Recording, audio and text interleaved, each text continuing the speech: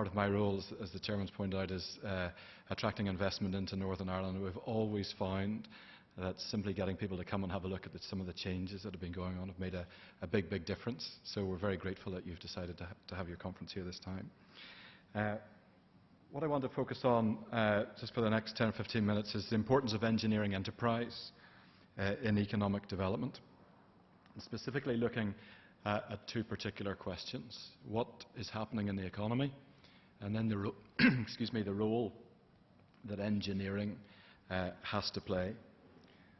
Now, I think we all know that the economy is north and south in a very difficult position. I'm not going to go into the detail, and not everybody is familiar with where we are. But there are a number of different ways that we can measure where we are from an economic development perspective. You could look at unemployment. You can look at productivity, or gross value add, which is basically wages and salaries plus profit. You can look at the number of people who are economically active or inactive. You can look at the balance of the economy, which is private sector and public sector, and you can look at exports. And in Northern Ireland specifically, some of those metrics we're okay on compared to other regions.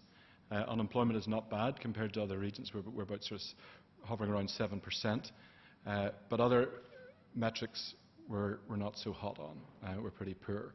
And one that we're particularly poor on is that we are over-reliant on our public sector. And the level of subvention is simply unsustainable. And from an economic development perspective, from an economic strategy perspective, we have got to learn to stand on our own 2 feet. Just to illustrate this, about a third of all employees in Northern Ireland are public sector, and about 60 to 70% of our GVA is reliant on the public sector. And there's different ways of calculating it, and no one's got the exact figure. But it's estimated that the subvention from the United Kingdom to Northern Ireland is in the region of about £7 billion a year. So that's the amount of public spend that is higher than the revenues raised in taxes. And it's about £4,000 for every individual. So we have a big challenge from an economic development perspective.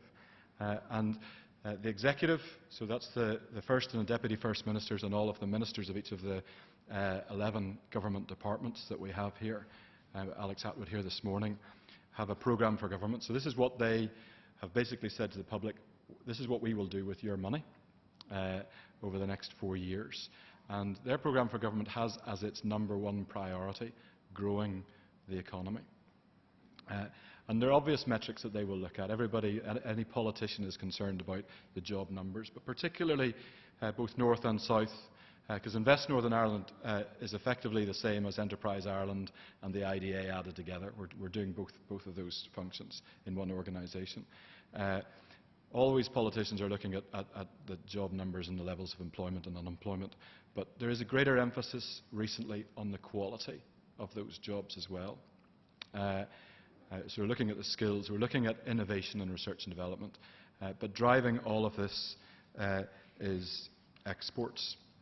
The market, the indigenous market in Northern Ireland is very small, so if we want to grow the economy, we've got to look at markets outside of Northern Ireland. And when you think about what we can export, it's either what we make, manufacturing, engineering, or what we know, tradable services.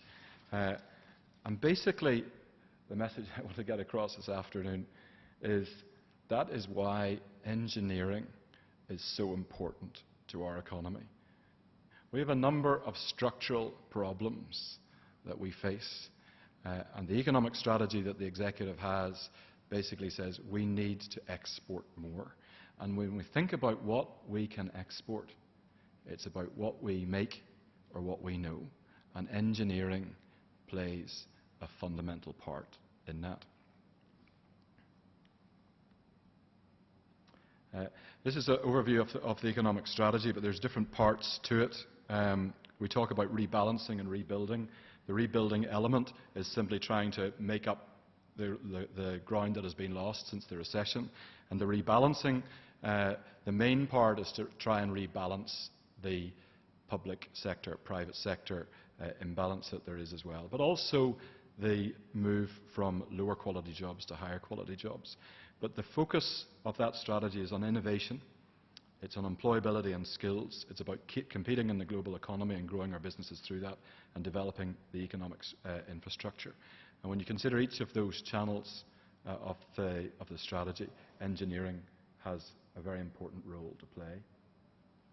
Sometimes we can get depressed and we can sort of feel everything is doom and gloom, but I think there are a number of areas and a number of things that are going on which we can all be very proud of and can really give us quite a lot of encouragement.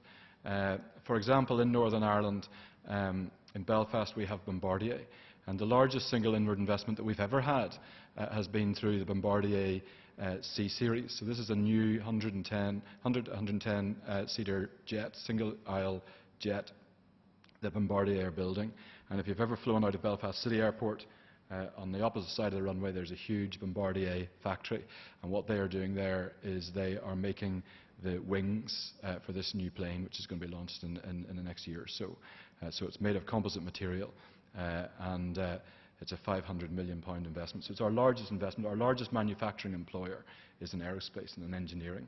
And at Bombardier they make planes right across the Bombardier family of planes. 1 in 3 London buses is made in Ballymena by Wrightbus, and including the new Route Master that Boris Johnson has been announcing recently. 1 in 5 computers in the world, it's quite a big statement, so 1 in 5 computers in the world has a component that is made in Derry by Seagate, and it's the read-write head. So it's one of the most technologically advanced components that you'll find in the computer, the read-write head of your hard disk drive. And 1 in 5 computers in the world has a component made there. This is some mobile screening equipment, and in Northern Ireland and in County Tyrone particularly, we have a cluster of companies, including Terex, that are making about 40% of all mobile screening equipment in the world. And as you can see, it's not small kit. And this stuff is being exported right around the world, to Africa, to South America, and to Australia. So even from the island of Ireland, we can be making major pieces of engineering machinery that can be exported right around the world. 1 in 3 aircraft seats in the world, and more than half of all business class seats in the world are made in Kilkeel in County Down by a company called BE Aerospace. So there's a lot of encouraging stories in manufacturing, in engineering, that are happening on this island. Things that we can all be proud of, and things where the engineers are making a big difference. On the renewables front, there's a lot of talk on renewables. A significant investment for us recently has been from the Danish offshore natural gas company to invest £50 million in Belfast Harbour to create new pier and infrastructure there for their logistics hub for the Irish Sea. And outside of London, Belfast is the United Kingdom's most attractive city for foreign direct investment. I do look enviously at the IDA and the 12.5% tax rate that the South has. And interestingly enough, when you listen to Owen Paterson, who is the Secretary of State for Northern Ireland, the reason that he is keen to try and bring a similar reduced corporation tax rate to the north is to try and address that imbalance of too small a private sector. How can we increase the private sector, and how can we reduce our over-reliance on the public sector? And some of the recent investors that we have, software engineering has been a big part of the growth in Northern Ireland recently. But you'll still see Bombardier and DuPont and Caterpillar. Caterpillar bought over F.G. Wilson, who make diesel generator sets in Northern Ireland, and Seagate, and a number of other manufacturing companies are there as well. But software engineering plays a big part of what's going on in economic development in Northern Ireland. But what we've found, to any new investor that comes here, consistently what they say when they are asked, why did you come, is they said that they were able to find the skills here. They were able to find, and they were able to be assured of a good supply of skills in Northern Ireland. So that's important. And I think from an engineering perspective, this is the one point that I really want to get across, is if we want to grow our economy, we are relying on our engineering base, and we need to have a good supply of skills coming through.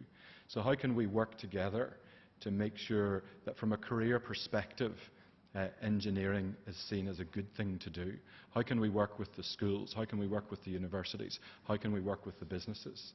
How can everyone come together in a more coordinated fashion to make sure that engineering is seen as something good, something that people can be proud of, where they're making a difference, where they're adding value, and they're bringing wealth onto this island? Another point, just very briefly, is that world-class infrastructure system, transport, communications, water and power, fundamental for securing international investment. I know many of you have travelled a lot. I've done a couple of trips to India recently, and it's interesting when you go into their business parks. They have these things like 90, 97, 98% reliability for electricity. And you sort of think if you come to Western Europe, it's 100% is a must. And it's one of those things from Joe Public's perception that you switch on a light or you switch the power on and you just expect it to be there. But having spoken to some engineers on this side, it is a hugely complicated sector and industry, and something that people need to really understand. Joe Public needs to understand that it is complex. There is a requirement for skills base in there, and for careers. It's something that we need our brighter people to be pursuing. And we have noticed that there are skills pressures. Some companies are coming to say to us it is getting tight, and they are finding it difficult to find skills in particular areas. And we are losing opportunities as a result of that, where companies are putting opportunities out to other companies in Europe as a result. And yet, when we look at our economy and we look at where the skills and what people are doing at university, there's a massive oversupply in other areas. So how can we get that right? Where there is demand, there is adequate supply, and then we take where there's oversupply in those areas and encourage those people to think about where there are good opportunities.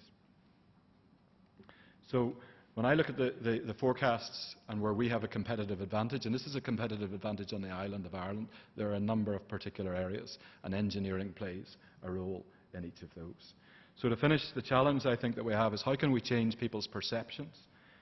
How can we raise ambition of our young people to say manufacturing, engineering is a good thing to do, it's worthwhile, it's where there is added value, and how can we respond to the change that's going on, encourage people to adopt that. And I simply are putting out to the conference that we are open as an organisation to work with you, to try and work with the schools, and work with the universities, work with the careers teachers, work with the parents, to say that engineering is a good career to pursue. I want to finish, literally it's a minute and a half, but a short video, but hopefully it will give you some good confidence in some of the things that are going on here at the moment. Thank you very much.